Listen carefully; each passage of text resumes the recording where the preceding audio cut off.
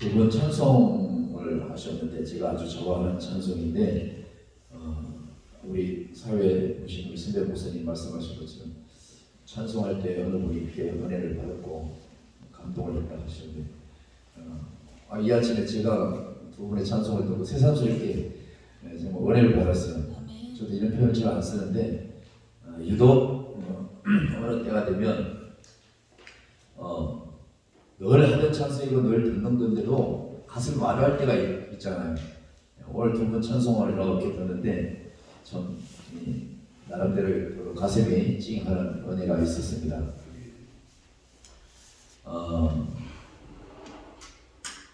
제가 이렇게 집회를 이렇게 하면 전단지 내용들을 이렇게 광고 카카오스토리 이렇게 올리잖아요. 올리면 요즘 저한테 전화 오는 분들이 꽤 있어요. 목사님 365 이사 기도 운동 본부가 어떤 단체예요? 처음 듣는 것 같은데요. 목사님이 다시 발족했습니까? 막 이렇게 물어보는 사람이 있어요. 제자 목사님 그 교관들이 다시 단체를 만들었습니까? 막 이런 분들이 궁금해서 막 전화들이 와요. 그게 아니고 오래전부터 우리 선배님 목사님께서 하셨던 건데 또 새롭게 다시 건강 찾으셔갖고 새롭게 조금 부각을 해서 옛날에 365 이사 세계 기도운동 본부였는데 예술기도운동 본부로 다시 수정해서 올해부터 또 열심히 달려가는 그 단체라고 그 얘기를 해서 사람들이 꽤 벌써부터 이게 알려지고 궁금해하고 있는 거예요. 그래서 광고가 막 되어져요. 늘 365일 24시간 늘 주님과 더불어 기도하고 예배하는 그 삶을 중심으로 달려가는 그런 단체로 정말 하나님 앞에 귀하게 쓰임받는 그런 우리 모두가 되기를 원합니다. 하나님의 말씀도 그런 것 같아요. 정말로 제가 요즘 극적거리 하나 생겼어요. 선배님. 어르신들이 하는 말씀 있죠. 철들면 죽어. 그런 얘기 가끔 들어봤죠. 철들면 죽을 때가 된 거야. 이런 생각. 제가 점점 요즘 하나하나 새록새록 말씀도 그렇고 어느 분이 말씀을 전해도 그렇고 찬양을 해도 그렇고 그 말씀이 이제 나한테 하시는 말씀이고 하나님이 내가 말씀을 준비해도 너 사실 이거 못 깨달았잖아. 왜 이 말씀 너한테 하는 거야? 라고 다시 내게 보내주셔서 새삼스럽게 막 놀래고 철 들어가는 기분이 생겨가지고 야 이거 철 빨리 들으면 안 되는데 다시 살려주신 지가 얼마 안 됐는데 이렇게 생각하면서 말씀을 또 준비해봤습니다. 지난주에 또 우리 또 총재님과 또 우리 또 함께 살고 계신 목사님과 또 더불어 모든 우리 동료 목사님들이 군산 엘기동 가서 한 주간 성회를 이렇게 잘 해왔는데 거기 어떤 처음 뵙는 목포과 여순과 그쪽에서 올라오신 자 목사님이 이 오베데돔에 관해서 설교를 하시더라고. 그래서 나는 목사님 정말 부끄러운 얘기인데 나는 이 오베돔에 대해서 설교를 해본 적이 없어요. 듣기는 몇 번 들었는데 해본 적이 없는데 그날 딱 들었는데 그 여성 목사님이 차분하게 얘기를 잘 하는데 뭔가 들으면서 내가 가서 팍 봤는데 저거다 하는데 뭔가 2% 부족한 느낌 있죠. 왜 저 부분을 얘기를 안 해줬었을까? 나 처음 듣는 얘기도 아니지만 설교를 처음 이렇게 해보면서 그래 내가 이 오베데돔에 받은 이 축복이 왜 축복을 받았는지를 간략하게 또 이게 짚어주지 않은 부분과 정말로 왜 또 이 큰 행사를 하면서 멀쩡한 사람이 또 이렇게 우사라는 사람이 죽었는지 이 말들 성경을 이렇게 해야죠. 그 갔다 와서 한 주 내내 이 성경을 계속 보고 또 기도하고 또 여러 가지 참 생각을 많이 했는데 제 스스로 하나님을 예배하는 자세 오늘 제목인데 하나님을 예배하는 자세가 정말 어떻게 해야 되고 교회를 향한 우리의 자세가 어떻게 된다는 것을 다시 한번 하나님께서 내게 말씀하신 것을 알 수가 있습니다. 방금도 내가 이같이 잠시 기도하는데 소에 머리에 치마가 닿지 뒷발로 쳤는지 모르겠지만은 우사는 죽어버렸어요. 그죠? 근데 우사 같은 존재가 나였다는 것을 지금 또 강단에서 날 깨닫게 해주시는 거예요. 너 머리로 받아서 벌써 받았고 뒷발로 쳐도 너 벌써 쳤어. 그러면서 이 말씀을 다시 새롭게 은혜 주셨는데 하나님께서 내게 주신 말씀인데 그렇기 때문에 정말 하나님께 예배하는 자세를 다시 한번 나에게 깨우신 하나님을 찬송하면서 말씀을 은혜를 나누기를 원합니다.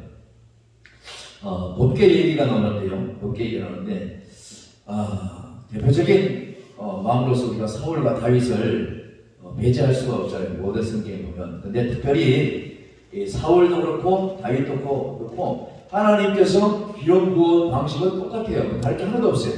하나님께서 선택했지 사람이 선택한 종이 아닌 거예요. 근데 이 사울은 하나님께서 선택했음에도 불구하고 저와 여러분과 똑같이 선택했음에도 불구하고 이 사울 왕은 20년 동안 정치하면서 하나님의 법궤를 그냥 고작 그냥 뭐라고 표현하리라 너무 귀하게 생각하지 않냐고 너무 낮게 처신한 그런 부분이 없잖아요.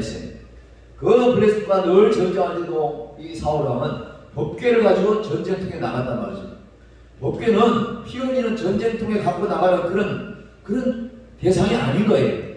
늘 하나님의 성막에 있어야 되고 성전에 있어야 되고 하나님의 말씀을 들으려면 거기서 죽을까 하고 들어가서 또 하나님께 경배하고 말씀을 듣고 이겨야 될 대상이고 섬겨야 될 대상인데 사울 왕은 자기가 이겨야 되겠다고 생각하고 자기가 모든 것을 하나님의 은혜로 배워진다는 것을 앞세우지만 결국은 이 법궤를 전쟁통마다 다 들고 다니면서 그 법궤를 소중하게 여긴 게 아니라 그 법궤를 전쟁에 승리하는 도구로 마음속에 써먹은 것 이것이 문제가 됐던 것을 제가 내 사람들을 은혜 받은 게 있어서 제가 깨달은 게 있어서 이렇게 은혜를 나눈 거죠.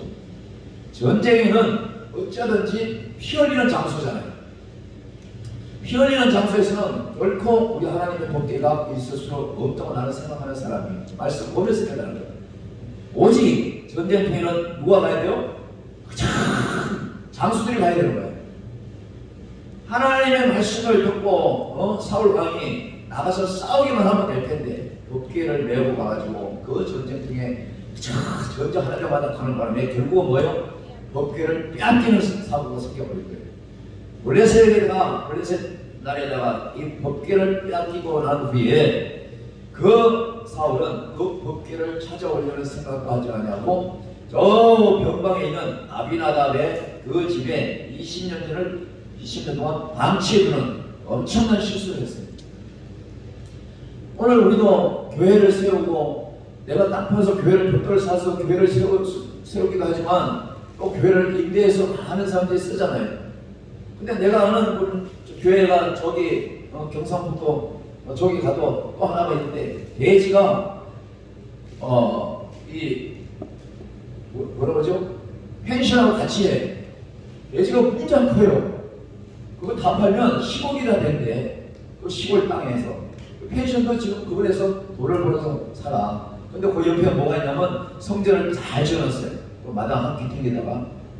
근데 이제 나이 들어서 이제 못하니까 그 전체를 다 먹으려고 하는데 벌써 몇 년 전부터가 그거를 소개해달라고 누가 인수받을 사람, 무슨 살 사람 전체를 자기 말로는 하나님을 위하고 늘 하나님 중심으로 살고 오직 복음을 위해서 살고 하는데 하나님의 성전을 보면 알겠더라고.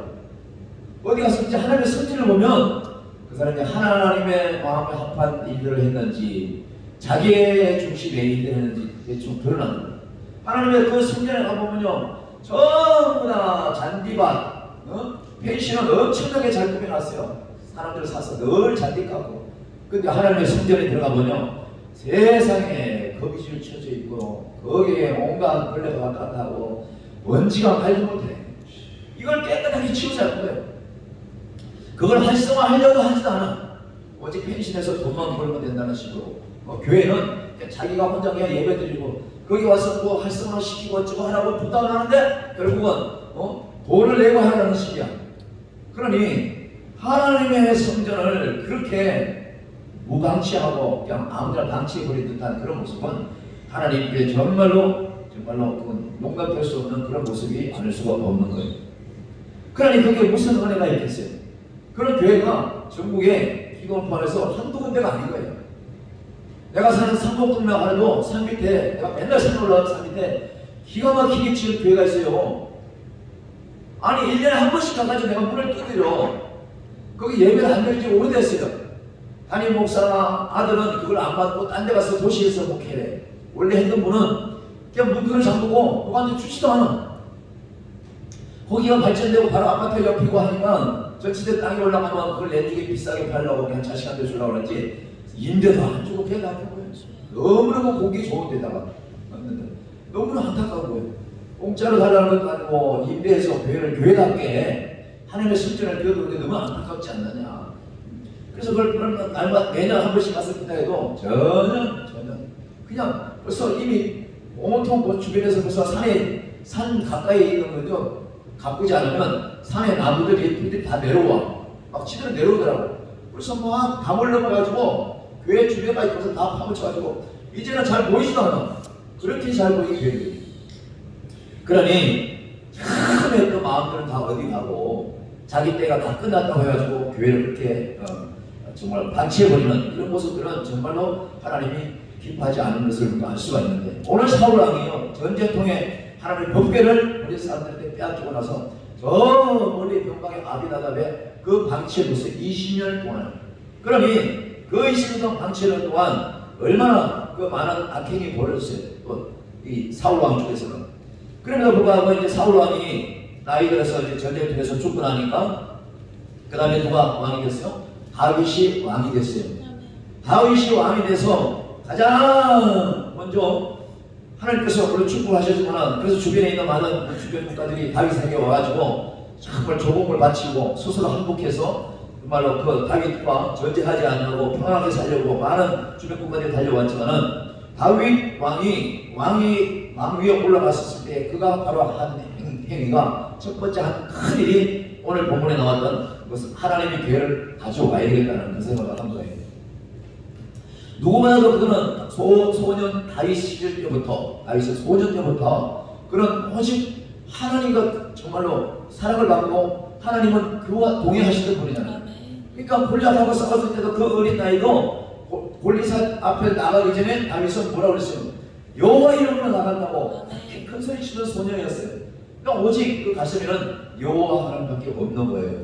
다시 말하면 오늘 이 다윗이 왕위에 앉자마자 법궤를 다시 가져와야 된다고 생각해가지고 이제 많은 계획을 가지고 법궤를 가져오려고 하는 거예요.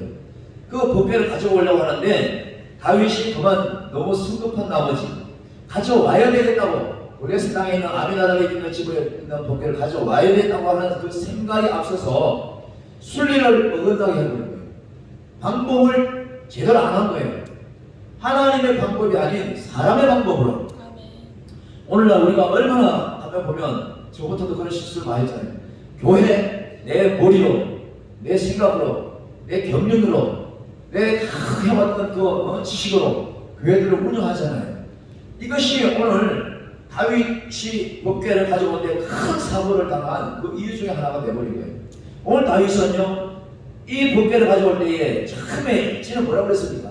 다윗이 천부장과 백부장과 모든 지휘관들과 더불어서 의논을 했다는 것을 법궤를 가져오는데 레위 제사장이라든지 레위 자손이라든지 오직 예배를 중심으로 이끄는 사람들하고 의논하지 아니하고 여러분 개척하는데 장로 집사들하고 의논해가지고 개척하는 사람은요 그 목사는 내중에 분명히 그들에게 머리끝이 잡혀요. 하나님하고 의논해야 될 줄을 믿습니다. 오늘 다윗은요 천부장, 백부장이 누구예요? 전쟁통에 나가면 칼 힘으로써 돌격을 부르는 대장들인 거예요. 군사들인 거예요. 하나님은 법궤를 가져오는데 어떻게 군사들하고 의논할 수가 있단 말이죠. 이건 있을 수가 없는 거예요. 오늘도 우리는 사람하고 먼저 의논을 해요. 교회에 문제가 있으면 참으로 누구한테 전화해가지고 사람하고 의논하고 이럴 때가 너무나 많잖아요. 나도 그런 일이 참으로 많아서 그렇게 보니까 그러면서 이 말씀을 다시 생각하면서 이 말씀을 이래서 내가 그동안에 내 머리를 생각하고 내 경험을 했던 나를 깨닫게 해서 군산 에리도까지 가가지고 그 말씀을 보면서 내가 깨닫게 하셨구나. 이걸 보면서 내가 은혜를 너무나 많이 받았는데 오늘 다윗이 천부장과 백부장과 의논해서는 안 되는 하나님 법궤로 오기를 그 의논을 했다는 자체가 이건 문제가 참 많은 거죠. 정말 많은 거예요. 우리는 어쩌든지 정말 주의 종은요, 하나님과의 모든 관계를 먼저 생각하게 할 필요가 있다. 저는 그렇게 생각하는 것입니다. 오늘 뒤에 나오지만 이 오벳에돔이 법궤를 모시고 그래서 축복을 받았잖아요. 이 오벳에돔의 오벳은, 내가 오늘 성경 찾아봤더니 오벳은 예배하는 자야. 뒤에 에돔은 종이라는 뜻인 거예요. 그러니까 예배하는 종, 다시 말하면 하나님의 성전에서 예배를 관리하고 성도를 치유하고 하는 우리 모두에게 정말로 뭐가 우선시해야 되는가, 이것이 우리에게 주는 교훈인 줄로 믿습니다. 천부장과 백부장과 곧 모든 지휘장과 더불어 의논을 한 다음에 다윗이 이스라엘 또 두 번째로 모든 회중에게 그가 또 얘기하는 거야. 너희가 좋게 여기거든. 이제 이렇게 말하고 있어요. 너희들이 마음에 정말로 내가 법궤를 가져오려고 그러는데 너희도 마음이 좋으면 좋다고 그래, 싫으면 싫다고 그래. 많은 회중에게 2차적으로 묻는 이 다윗을 보면서 정말로 처음에 어릴 때는 오직 힘들고 오직 사울에게 쫓길 때도 오직 여호와 하나님만 의지했던 다윗, 그 중심은 어디로 가고 자기가 왕위에 있으니까 뭐든지 자기가 먼저 생각하는 대로 움직이는 이것을 보면서 나도 또 우리들도 살아가면서 얼마나 내 중심으로 하나님의 법궤, 하나님의 말씀, 또 교회를 얼마나 많은 내 마음대로 좌지우지해야 되는가, 이런 것을 돌아보게 되는 것입니다. 이스라엘 온 회중에게 이러면서 만일 너희가 좋게 여기고 우리 하나님 여호와께로 말미암았으면 우리가 이스라엘 온 땅에 남아있는 우리 형제 초원이 딸린 수급에 사는 제사장 레위 사람에게까지 전령을 보내서 그들을 우리에게 모으기를 작정을 하는 거예요. 제일 먼저 찾아야 될 사람이 천부장과 백부장이 아니라 백성들에게 문제를 의논하는 것이 아니라 레위 사람들, 레위 족속에 있는 사람들을 수소문해서 찾기를 먼저 시작해야 되는 거죠. 오늘 이 말씀 보면요, 이제 보면 제일 나중에 레위 사람들 그 족속들에게 전령을 보내버린 거예요. 하나님의 법궤는요, 우리가 다 알다시피 민수기에도 잘 나와 있더라고. 민수기 4장 15절 보면요, 행진할 때에, 법궤가 행진할 때에 하나님의 법궤가 광야에서 또 텐트를 치고 거기서 예배를 드리고 또 하나님을 움직여, 그러면 불길과 구름에 따라서 또 땅으로 옮길 때에 또 텐트를 또 거두고 하는 이 모든 사람, 이 모든 일들을 하는 사람들이 바로 뭐예요? 다 고한 자손들, 레위 족속들, 그들이만 할 수 있는 권한이 있는 거거든요. 교회의 모든 권한의 핵심은 지도자에게 있는 거예요. 종에게 있는 거예요. 예배를 인도하는 자에게 있는 거예요. 집사 장로들에게 의논해서 되는 것이 아니라 하나님께 예배 인도하는 자가 뭐든지 먼저 성전에 관해서 의논을 하고 예배를 주관하는 것이 순서인 거거든요. 민수기 4장 15절 그 말씀하시면 행진할 때 성막 궤를 옮길 때 반드시 고한 자손이 법궤 메고 법궤를 옮겨라, 이렇게 말씀하고 있어요. 근데 오늘 여기 보면요, 정말로 하나님의 말씀이 앞서가지 않고 사람의 다윗의 생각이 먼저 앞서가는 것을 알 수가 있는데 우리도 이런 실수를 하지 않기를 주님으로 축원합니다. 3절을 보면 이렇게 말씀하고 있어요. 우리가 우리 하나님의 궤를 우리에게로 옮겨자 사올 때는 우리가 궤 앞에서 묻지 아니하였느니라, 이러면서 모든 준비를 백부장과 천부장과 많은 사람들과 더불어서 그 법궤를 옮기기 위해서 계획을 꾸미는데 그 법궤를 옮길 때에 얼마나 많은 사람들이 동원된 줄 아세요? 성경 보니까 3만 명이 동원됐잖아요. 3만 명이. 그 법궤가 3만 명이 옮길 정도로 큰가요? 그렇지 않잖아요. 근데 그 블레셋 땅에 그 방치에 있던 하나님의 말씀에 언약이 들어있던 아브라함과 야곱과 이삭에게 약속했던 모든 것은 거기 선물이 들어있고 약속의 언약의 기구들이 그 안에 들어있잖아요. 근데 그것을 모시고 올 때에 3만 명을 동원시켰어요. 모든 군대와 모든 백성들과 찬양을 하는 사람, 온통 꽹가리 치고 북치가는 사람 다 해갖고 그냥 말하자면 아주 엄청난 행렬을 만들어 놓은 거야. 그래서 이 다윗이 생각할 때는 그런 어마어마한 환경과 어마어마한 행렬을 만들었을 때 하나님이 기뻐하실 거라고 생각할 수도 있었죠. 초라하게 가져오는 것보다도. 우리도 뭐든지 그렇잖아요. 하늘은 막 사람들한테 엄청나게 조직을 알리고 단체를 알리고 풀려서 교회가 성교가 많으면 막 자랑하고 어깨도 힘주듯이 다윗도 그런 모형을 지금 갖춘 것을 우리가 알 수가 있는데 오늘 이게 보면요, 5절 보면 다윗이 애굽의 시월 시내에서부터 하만 오기까지 온 이스라엘을 다 불러 모아서 기한 여림에서부터 하나님의 궤를 메어오고자 할 때에 바로 6절에 보신 말로 다윗이 온 이스라엘을 거느리고 바알곧 유다에 속한 기한 여림에 올라와서 여호와 하나님의 궤를 메어오니 하니 이는 여호와께서 두 그룹 사이에 계심으로 그러한 이름으로 일컬음을 받았더라. 보잘것없는 그 변방의 아비나답에 있는 이 법궤를 가져오면서 정말로 레위 족속들, 제사장들, 아론과 훌의 그 자손들이 그것을 옮기게 했으면 그 법률에 따라서 철칙에 따라서 그 법궤를 귀하게 잘해서 처음에 옮기는 것부터 포장하는 것부터 엄청난 신경을 썼을 거예요. 오늘날 물론 이렇게 해야 되는 것은 이렇게 할 수 있는 부분은 아니지만은 우리도 그냥 교회 인사할 때 어떻게 해요? 그냥 포장이사님께 전화하라고 딱 찍어버려가지고 그들이 뭐 우리가 소중하게 선물, 우리가 여기 있는 들은 선물 하나하나가 얼마나 소중해 예배를 때. 근데 그들한테 딱 뺏겨버리면 완전히 그냥 단순 침장 취급해버리잖아요. 그런 것처럼 이 다윗이 단순한 그 생각으로 가져와야 되겠다고 하는 그 단순한 생각에 온갖 정성을 다하지 못하고 그 규례를 지키지 못한 이 부분이 하나님 앞에 얼마나 참으로 마이너스인지를 우리가 성경을 통해서 알 수가 있습니다. 근데 이렇게 해서 3만 명이 넘는 그 엄청난 군중을 동원해서 꽹과리 지금 치고 막 찬양을 하면서 가져왔단 말이에요. 가져오는 그 행진에서 아주 안 좋은 사고가 났는데 7절 보십시오. 7절 하나님의 궤를 세수에 싣고 아비나답의 집에서 나오는데 우사와 아히로는 수레를 몰았다 이렇게 말씀하고 있습니다. 이 우사가 바로 아비나답의 자손입니다. 그러면 자 보세요. 20년 동안 방치해 있었어요. 아비나답의 집에서. 우사야가 그 함께 거기서 하나님의 궤를 20년 동안 널 집안에 있을 때 봤을 거 아니에요. 그러면 오늘 이 사람들이 이 가져올 때에 왜 우사가 왜 죽었을까? 나는 이것이 너무너무 궁금했던 거예요. 그렇잖아요. 상식적으로 말하면 수레에 싣고 와서 소가 뛰면 법궤가 움직여서 넘어질 것 같아서 받쳐야 되는 것이 정상이잖아. 사람으로 생각하면 넘어져서 법궤가 이 박스가 깨진다든지 시끄러지면 얼마나 그만큼 더 안 좋잖아. 그런 상황에서 이 우사가 손을 댈 수도 있었어요. 사실은. 근데 내가 아무리 봐도 성경에 없지만은 중심이 하나님의 법궤는 하나님을 상징하는 건데 교회는 우리 예배하는 이 장소는요 정말로 하나님을 예표하는 하나의 정말 상징물인 거예요. 그래서 눈에 보이는 교회든지 내 마음의 성전이든지 정말로 경건하고 온 마음을 다해서 섬기지 않으면 안 되는 그런 마음을 심어주셨는데 이 아비나답에 살던 이 우사야, 이 우사 집에 있던 이 우사가 그 소를 모을 때에 함께 따라왔어요. 근데 오늘 뒤에도 나오지만은 오베데돔에는 몇 개월이 있었어요?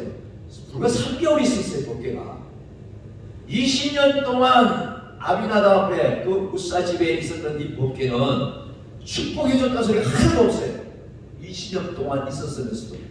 그러나 3개월 동안 머무른 이 오베데돔에는 엄청난 축복을 해줬다고 뒤에 말씀이 나와요. 그러면 우리 하나님의 법궤가 아비나답이 20년 동안 있을 때는 왜 축복의 얘기가 없었을까? 우리가 그렇게 그렇잖아요. 내가 아무리 생각해도 그래요. 야, 내가 신앙생활이 며칠인데 내가 5년 전부터 이렇게 신앙생활 해왔는데 내가 언제부터 안수받고 언제부터 목회했는데 내가 교회를 몇 년 동안 했는데 우리 다 이 얘기 하잖아요. 그러면 이런 수개월 자랑하고 사람 많다고 자랑하는데 정말 하나님께서 기뻐 받으셨을까? 20년 동안 아비나답의 그 법궤가 20년 동안 있는 동안 정말 아비나답의 집에서 이 하나님은 정말로 기쁨으로 그 법궤를 보관했던 보살폈던 그 은혜로 하나님의 영광을 받으셨을까? 이 생각을 한번 해보는 거예요. 그 생각을 해보니까 오늘 하나님의 예가 세수에 싣고 오는 아브라지에서 나오는데 우사야가 비록 그 말고기를 잡고 수레를 잡고 왔었지만은 소가 펄쩍펄쩍 뛰는 이 모든 일에 있어서 하나님께서 정말 그 많은 사람 3만 명 앞에서 반드시 뭔가를 교훈하고자 했었던 게 분명히 있었을 것 같아요. 제가 그렇게 생각하는 거예요. 자 보세요. 문제는 다윗이 첫 번째로 천부장과 백부장과 상의를 해가지고 하나님의 법궤를 가져오려고 했던 은혜를 잊지 못하고 제사장이라든지 예외인 족속들을 찾아서 해야 되는 이 문제를 그저 단순하게 가져와야만 된다고 하는 이 첫 번째 실수가 있었는가 하면은 두 번째 큰 실수가 뭐예요? 하나님의 법궤를 고작 달구지에 씌웠다는 그게 문제가 되는 거예요. 달구지에. 하나님의 법궤는요, 민수기에도 자세히 나와 있지만은 고한 자손들이 어깨에 메고 움직이게 돼 있어요. 내가 사극을 굉장히 좋아하거든요. 사극을 굉장히 좋아해. 제 방송까지 보는 사람이 나는 사극, 그 언어들이 너무 좋고, 그 모두 하는 이 드라마의 이 그림들이 너무너무 멋있는 거야. 그 중에서 예를 들어서 임금이 나갈 때 어떻게 해요? 그 말들을 타고 나가지 않잖아요. 행렬하면 어마어마한 임금이 타는 마 있잖아. 가마 엄청나게 크잖아요. 마. 근데 그 임금이 탄 가마꾼들은 양쪽으로 아주 여러 사람이 되잖아요. 높으면 높을수록, 지위가 높으면 높을수록 말이 끄는 것이 아니라, 소가 끄는 것이 아니라 사람이 어깨로 매는 거예요. 그만큼 낮은 사람이 높은 위치에 있는 사람을 모신다는 것이거든요. 근데 하나님의 법궤를 고작 이 달구지다 싣고 오는 이 자체부터 너무너무 하찮게 생각했던 그 마음이 보인 거죠. 하나님은 그 두 번째로 너무너무 사실은 어떻게 보면 속상할 수도 있는 거예요. 그러니까 우리는 교회를 너무너무 하찮게 생각하든지 너무 우습게 생각하든지 눈에 보이는 교회도 그렇고 우리 마음의 신경의 성전도 그렇고 정말로 마음과 뜻을 다해서, 그래서 예배할 때마다 신령과 진정으로 예배하는 말씀이 이루어져야 되는 거거든요. 오늘 다윗도 아무 생각 없이 그렇게 말수에다가 그 괴를 싣고 오므로 인해서 하나님은 그 많은 사람 앞에서 손을 띄게 해서 그 무사가 넘어지려고 하는 괴를 잡으면서 그 자리에서 처참하게 죽는 모습을 연출하신 거죠.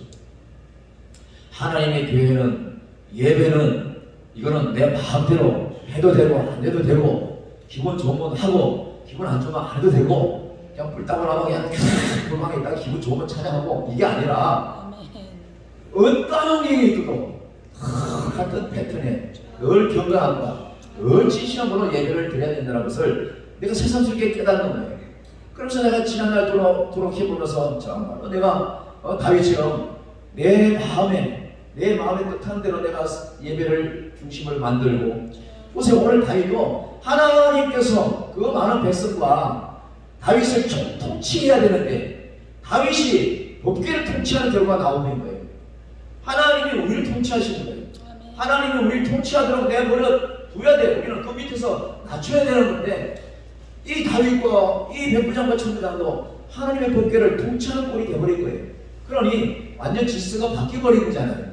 그러니 이 모든 일들에 있어서 정말 놀라운 일이 있다면, 다윗과 이스라엘 온 무리는 하나님 앞에서 힘을 다하여 뛰어며 노래하며 숨과 비와 소구와 재검을 나팔로 연주하면서 그 행렬에 동참했어요. 수천 명이. 근데 어떤 분들은 갑자기 뺑가리 치고 붙여가지고 소가 놀래가지고 번쩍대가지고 달구지가 막 번쩍번쩍했다고 하는데 전혀 그런 건 아니고, 생각해보세요. 이왕 출마하려면 법궤를 실을 때부터 춤추고 장구치고 해야지. 그렇잖아요. 소가 놀래가면 그때부터 놀랬어야지. 이 장소에 와가지고 이 소가 뛰는 걸 이 기도 타작 바닥에 생각할 때에 우리 하나님의 말씀 가운데 그거 있잖아요. 정말 그 모든 정제통에 이 법궤가 빼앗겼지만은 그 어떤 외국인들 타인들이 섬기는 그 우상들과 함께 다본 신상들과 함께 있었을 때 그 하찮게 생각한 거 아니에요. 자기들이 섬기는 우상과 이스라엘에서 빼앗은 그 법궤를 아주 가볍게 생각하기 때문에 한테다가 그냥 속된 말로 쳐박아놓은 거잖아. 그러니 하나님께서 가만히 있으시겠냐고. 그들의 심상이 바닥 넘어지고 또 그 다음 나가서 똑바로 세워놨더니 그 다음에 그냥 넘어져서 목도 땡가라 다 부서지고 했잖아요. 이 모든 것, 그러니까 내가 이렇게 생각을 해보여요. 우리가 여기다가 서운한 마음이 쌓이면 계속 스트레스가 쌓이면 언제 뭐야? 폭발해버린다니까. 안 그러겠어요? 내가 그 심정을 본 거예요. 하나님께서 얼마나 속상하시면 다 오고 다 죽치고 장구 치는데도 불구하고 이 광경을 연출하셨을까? 그러므로 말미암아 이 소가림으로 옆에 있던 우사가 놀라서 괴를 잡았는데 그가 그만 처참하게 죽는 꼴을 당했어요. 하나님의 법궤가 20년 동안 그 집에 있었는데 그때부터 지금까지 하나님이 참고 참았던 그 서름, 모든 이스라엘 백성들이 하나님을 중요시하지 않냐고 때가 되면 그냥 문제가 되면 좀 기회가 되면 뭐든지 세상을 쫓고 우리도 요즘 마찬가지잖아요. 우리가 가난하고 힘들고 배고프고 헐벗으니까 쭉 이러지. 나는 지금도 내 마음을 내가 잘 몰라. 내일 롯데복음이 당첨되면 어떻게 될지 내가 그 다들 몰라. 나는 죽어도 안 그러겠다고 생각했지만 내 마음은 내가 모르는 거예요. 사단이 그렇게 이끌어가는 거야. 그러니 오늘 이 우사의 사건을 보면서 야 정말로 내가 우사의 집에 있던 아비나답 집에 주인을 할지라도 그동안에 20년 동안 있으면서 정말로 하나님의 법궤를 얼마나 하찮게 생각하고 하찮게 여기며 하찮게 모셨으면 이런 저주가 있었을까? 근데 오베데돔은 그거 3개월 만에도 엄청난 축복을 받았다는 거 아니겠어요? 그러면서 이 말씀을 계속해서 이렇게 얘기하고 있습니다. 10절에 우사가 손을 펴서 괴를 불똥으로 말미암아 여호와께서 진노하사 치심에 그가 거기 하나님 앞에서 적사했다 이렇게 말씀하고 있습니다. 그러면서 몸이 찢겨나가는 엄청난 아주 그 죽음을 당했는데 이 사건으로 그 주변에 있는 3만 명들이 하루 한 수발에 싸한 그 불이가 있었을 거 아니에요. 그러니 그 춤추고 장구치는 모든 사람들이 부들부들 떨면서 그 광경을 보면서 올라왔을 거 아니에요. 그 주변에서 많이 떨어졌을 거 아니에요. 북치는 사람, 장구치는 사람, 금고 뛰는 사람 다 찾아온 사람들이 그 놀래서 그걸 만져보고 죽었단 말이에요. 단순하게 죽은 것처럼 보이는데 저는 하나님의 생각은 그 깊은 뜻이 우리가 인간들의 모름으로 인해서 이것을 보여줬잖아요. 그러니 이 법궤가 넘어지고 잡아서 이 갈겨서 죽은 이 우사 이 사건을 보면서 그 다윗이 그 자리에서 완전히 그냥 속된 말로 똥급을 먹은 거예요. 그걸 뭔가요? 처음에는 좋아가지고 백부장 천부장 불러서 그냥 하늘 법궤를 빼앗아오고 다시 모셔야 된다는 그 생각을 했지만은 오다가 이런 엄청난 사건을 만나고 나니까 다윗은 다시 한번 출세해서 다시 한번 법궤 잘 해가지고 모셔오는 것이 아니라 다윗성으로 모신 게 아니라 중선을 펼쳤더라고요. 이대로 갔다가는 다 죽겠구나. 그 순간에 우리가 입장을 생각해보면 모셔갈 수도 없고 다시 제자리에 갖다 놓을 수도 없고 이 상황이 생길 거 아니에요. 그러니까 우리도 예배 가운데 또 환경 가운데 이 교회를 운영하면서 온갖 일들이 많이 벌어지면서 때로는 이래도 못하고 저래도 못할 때가 너무나 많잖아요. 사람과 사이에 모든 것을 의논하고 달려온 이 모든 일들에 보면 허정한 일들이 많이 상고 생기는데 오늘 다윗도 어쨌든 간에 그 모든 일들을 지혜시키지 못하고 법궤 가져오는 일들을 그만 다윗은 포기하고 말았습니다. 그래서 그곳에서 누구를 만나냐면 바로 이 오베데돔.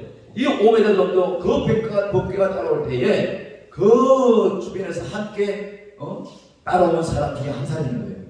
실상은 오베데돔도 원래는 올레셋 땅 그쪽에서 살고 있었지만은 실상은 레위 지파의 아주 먼 핏줄에 있는 그런 자손 중에 한 사람입니다. 내가 어디 가면 우리 김건수 목사님 김해 김씨라고 했어요. 뭐라고 했어요? 김해 김씨 아니에요? 어디 김씨? 어디 김씨예요? 어디 김씨? 경주 김씨구나. 내가 어디 가면 습관적으로 누가 김씨입니다 그러면 어디 김씨예요? 파는 어디예요? 이걸 물어봐. 왜 물어보냐면 우리 어머니가 어디 가서 김해 김씨 사명 공포하면 너 집안이다 이러면서 특별히 가깝게 지내라 이렇게 얘기하신 적이 있어요. 할아버지가 한 할아버지다 이러면서. 그러니 이 블레셋 땅 주변에 비록 살았지만은 이 오베데돔이 그 블레셋에 가까운 아비나답 쪽에 그 성전이 법궤가 있었다는 것도 다 들었을 것이고 그 많은 우상들과 함께 한 창고에 있었다는 그 소식도 들었을 거 아니에요. 그렇지만은 사람의 피는 못 속이는 거예요. 그죠? 우리가 아무리 마귀가 우리를 넘어뜨리고 뭘 하고 넘어질다 할지라도 내 안에 주님이 나를 위해서 십자가에 돌아가시고 나를 위해서 다시 오시는 하고 약속하신 그 예수님, 그 약속은 내게 그 증표로 성령님을 보내셨잖아. 우리는 어떠한 경우도 넘어지고 또 쫄짝망하는 한일수도 내 속에서 내가 기도하고 내가 불쌍하다 보면 어느새 하나님은 나를 찾으시고 나를 이렇게 세우신 걸 우리가 많이 경험을 하잖아요. 내가 예수를 못 만나고 아니 예수님이 우리를 안 만났다면 우리 그런 걸 경험할 수가 없어요. 우리의 누구 피가 흘러요? 예수의 피가 흐르는 거예요. 그래서 sub단적으로 예수 피 하는 거예요. 족보가 예수 족보예요. 우리도. 그러니까 어쩌든지 어떤 환경과 어떤 일이라도 우리는 기도하고 무릎 꿇으면 우리 하나님께서 잃어버린 이스라엘의 어린 양을 찾은 것처럼 우리를 찾아놨기 때문에 우리는 다시 한번 일어날 수 있는 계기가 있고 힘이 생기는 거거든요. 오늘 오베데돔도 마찬가지예요. 그가 레위 지파의 아주 먼 자손이라 할지라도 그가 제사에 직접 참여를 안 했지만은 하나님의 레위 지파 부하 자손의 그 줄기에 핏줄이 있는 사람이거든요. 그렇기 때문에 그는 오베데돔이 이 엄청난 사고 현장에 있었을 때에 누가 여기 법궤를 가져가겠냐? 다윗이 다 손들어봐. 누가 이 교회에 다리말래? 이게 그런 게 아니라 이 어려움을 누가 책임지고 누가 어깨에 멜래? 이렇게 묻지도 않았어요.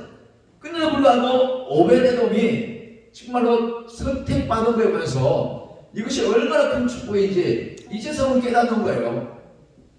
많고 많은 사람 중에서 여기 있는 우리 모두가 얼마나 하나님께서 지금 이 순간까지 있게 하기 위해서 얼마나 많은 루트를 통했어요. 그죠? 얼마나 거미줄 같은 그런 관계성으로 다니면서 우리 여기까지 오게 해서 교제하게 하고 함께 예배하게 하셨냐고요. 하루아침에 여기다 갖다 놓은 게 아니잖아요. 그러니 우리 하나님께서 오베데돔 그 사건 그 와중에 그 시간에 다 죽어서 큰일 날 것 같고 창자 터지고 그냥 찢어진 이 우사의 모습을 보면서 누가 감히 법궤를 모시겠다고 생각했냐고. 다윗도 놀래가지고 손들은 사람인데 그대로 공부하고 그 옆에 있던 이 다윗이 궤를 찾는데 어떻게 해야 될까 찾는데 그게 오벳에돔이 눈에 띄게 하신 거죠. 그래서 이 오벳에돔은 그냥 망설임 없이 하나님의 그 법궤를 자기 집에 모시기 시작한 거예요. 사람들은요 엄청난 사람들이 아니라 우리 모두가 그런 것 같아요. 이왕이면 햇빛 나는 1층, 2층, 3층에 교회가 있기를 원하고 이왕이면 엘리베이터가 있기를 원하고 이왕이면 빈자리가 아니라 사람도 많이 앉아있으면 좋겠고 그렇잖아요. 그러니까 교회를 크게 짓고 성도가 많은 목사님들 보세요. 얼마나 어깨에 힘이 좋은지 몰라. 막 말도 못해. 대단해. 그런 지하에서 빛도 없이 창밖에 곰팡이 냄새에서 떠 있는 분들은 왠지 모르게 힘도 없는 것 같고 맨날 그냥 정말 공부해 있는 모습 우리가 보잖아요. 근데 하나님은 오늘 말씀 통해서 내가 아무리 생각해도 하나님은 우리가 생각하는 그 화려함, 우리가 생각하는 그 엄청난 부피, 3만 명이 동원해 것도 하나님은 기뻐하지 않고 엄청난 성전에 모시는 것도 중요하지 않고 가장 중요한 것은 있는 그대로 최선을 다해서 내 마음의 겸손함으로 하나님 법궤를 모시는 것, 이것이 하나님을 기뻐하시는 것이고 있는 그대로 내가 성전에서 성물이 돼서 그냥 설교 닦고 예배하고 그냥 어쩌든지 그 중심에서 내가 있는 자리에서 최선을 다하는 이 중심으로 하나님께서 이 말씀 통해서 우리를 보시고 계신다는 걸 내가 느꼈습니다. 오늘 오베데돔 집에도 보잘것도 없어요. 3개월 집에서 있지만 이 오베데돔의 식구들은요 그 집안을 다 모아도 60명 정도밖에 안 돼. 다윗은 5분에 3만 명을 모아서 축성해서 법궤를 가져왔어요. 근데 뭐라고 집안 세꾼을 다 모아도 60명 정도밖에 안 되는 이 오베데돔의 집에 법궤가 들어가자마자 그 3개월 동안 오늘 말씀에 14절에 뭐라고 그랬습니까? 하나님의 배가 오베데돔의 집에서 그의 가족과 함께 석 달을 있으니 여호와께서 오베데돔의 집과 그의 모든 소유에 복을 내리신다고 했어요. 오베데돔의 집뿐만 아니라 그의 소유에 복을 내리신다는 거예요. 우리가 성전을 개척해도 그렇잖아요. 처음에는 옛날에 그렇잖아요. 돌아가신 조영기 목사님도 그 간증하는 거 봤는데 처음에 사법박사를 놓고 하신다고 그 얘기도 많이 했어요. 또 그 이후에 어떤 목사님 다 그렇게 시작하는 분들 참 많고. 근데 이 아이는 좋은 성적, 좋은 이 강대상, 장기자 이렇게 다니면 좋잖아요. 그러면 없고 연약한 가운데 시작하니까 사과박스 하나 올려놓고 그것이 무릎 꿇고 기도하고 예배하는 건데, 근데 그것이 중요한 것이 아니라 그 가운데도 진실한 마음으로 내 마음을 쪼개서 하나님을 향한 예배의 자세.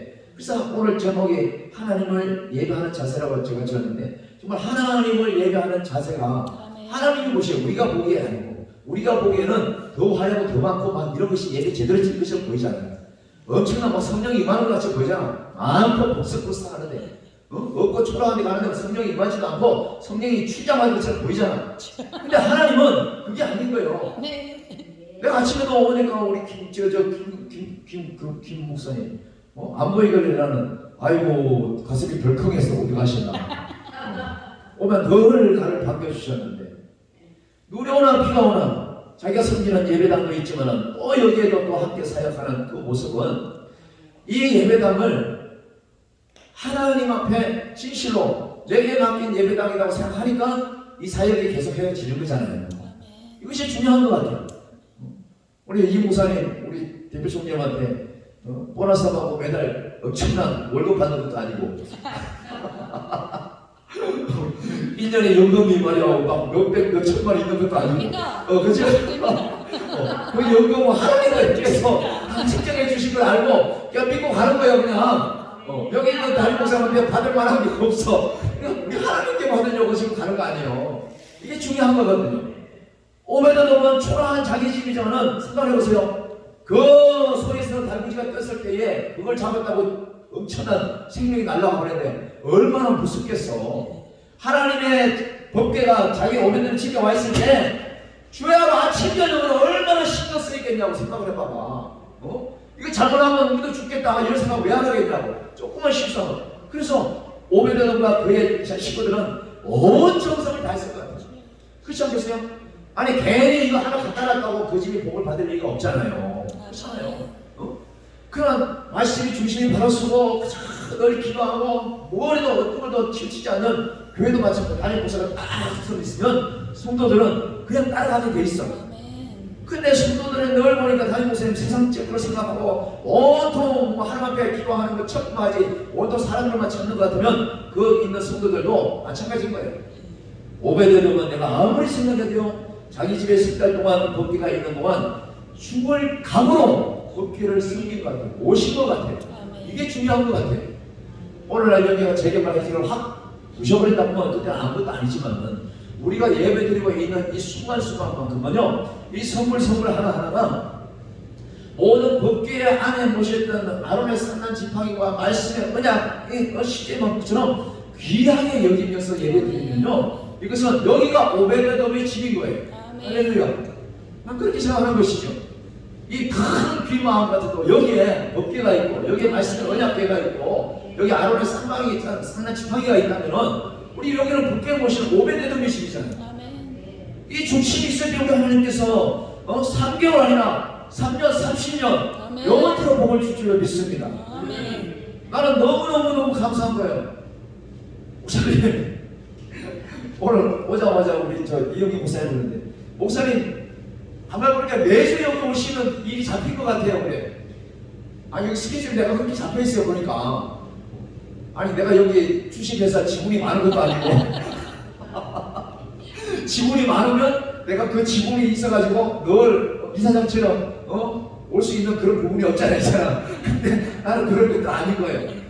혹시 다 죽을 수 있는 수밖에 없는 나를 살려놓으니까 어떻게 되니? 아니 매주 여기 막 스케줄이 있는 거예요. 근데 내가 또 고민하는 거예요. 목사님, 선배님, 우리 목사님은 멋지게 성경을 많이 가지고 잘하시니까 인정하지만 어딜 가도 저번에 행글 안 해 지금도. 근데 내가 우리 박무사 보고 후배 박무사 보고 야 큰일 났다. 왜 그래 목사님? 야 이제 내가 미천이 다 떨어졌는데 이거 좋아? 나도 가는 데마다 한 것을 또 하는 걸 싫어하는데 가보니까 미천이 다 떨어져 가는 거예요. 어떡하지 했는데 군산에서 그 영국사를 생각한 거에서 이 생각이 딱 드는 거예요. 근데 내가 들으면서 왜 축복받았는지, 왜 그 뒤집어졌는지, 왜 그걸 좀 안 짚어졌을까? 그게 너무 근데 아쉬운 거예요. 그냥 법궤를 모시고 있어서 축복받았다는 그 얘기만 하는 것만 내가 알기 때문에 내가 이걸 다시 한번 내가 말씀을 깊이 봐야 되겠다 생각하면서 이 말씀을 내가 적었는데, 하나님께서 내게 해주시는 말씀이 다시 오더라고요. 네 마음에 법궤도 없는 그 가운데 저 변방에 20년 동안 처박혀놨던 그냥 구림과 같은 그런 법궤, 아비나답의 법궤, 이것처럼 내 마음에 온전한 법궤가 모시지 못한 그냥 아비나답의 집 같은 그런 곳에 그냥 처박혀놨던 그런 자세로 내 모형만 성막이 있느냐, 저 성막인 것처럼 내가 모형을 끌고 다니면서 아닌가, 그 생각을 해보면서 그래, 내 이 마음의 성전에 하나님의 법궤를 정말로 다시 한번 모셔야 되겠다는 그 생각이 드는 거예요. 그래서 내가 이제는 오베데돔에 한 3개월쯤이라도 더 있었으면 얼마나 더 좋겠어. 오베데돔은 3개월 더 이상 지나면요 난리가 날 거야. 그렇잖아요. 온 그 집안에 기구 다 축복받았대잖아요. 하나님의 말씀에 바로 서서 어제 하나님과 교제하는 그 교회 다닌 목사님들 가니까 처음에는 정말 경우기고 반듯하게 성전만 얻었다는데 아무것도 없었다니까. 근데 갈 때마다 저것도 생겼네요, 저것도 생겼네요 하니까 그들 하는 말이 넓게서는 내가 기도를 했더니 하나님께서 어떻게 아시고 이것도 앰프도 주시고 스피커도 주시고 강대상도 주시고 막 이런 얘기를 하시잖아요. 바로 이것이 오베데돔이 받은 그 축복이더라고. 정말로 내 마음을 찢어서 하나님을 향해서 예배를 온전히 드리려고 했더니 하나님 법궤를 제대로 모셨더니 오베데돔이 이렇게 3개월 동안 복을 받은 것처럼 단 우리가 3개월을 살다 할지라도 이런 하나님 인정하시는 그런 영적인 복, 또 어떤 물질적인 복이 할지라도 정말로 많은 사람들은 얼마나 무서워서 떨어서 법궤를 다 멀리하고 도망갔지만 그 현장에서 문제는요, 이 다윗이 이제 머리가 생긴 거예요. 이제서 3개월 동안 가만히 보니까 에베데돔에 그 들락거리면서 좋은 데를 보려고 하니까 주변에 보니까 점점 번쩍번쩍해지는 거야. 점점 살림이 나가지고 축복되는 거야. 아이고, 오늘 갔으면 좀 오베데돔이 죽었을 것 같은데 내일 하고 가봐 사람을 보내고 또 보내겠지만 여전히 흥하고 있는 오베데돔의 집을 보면서 3개월 후에 이 다윗은 생각을 한 거죠. 모셔와야 되는데 내가 일차적으로 뭐 때문에 실패했고 뭐 때문에 하나님께서 저렇게 정말로 돈을 내셨는지 저렇게 엄청난 일을 하셨는지 그때 깨닫는 거예요. 그때서 2차로 법궤를 옮길 때는 제대로 다윗은 레위 족속들 제사장들 소개해가지고 전국에 하여튼 레위 씨라고 싫어하는 사람을 다 해갖고 어쩌든지 하나라도 조금이라도 실수 없이 법궤를 아주 잘 모시고 오려고 그 생각을 해서 2차적으로 옮기는 그 얘기가 뒤에 나오잖아요.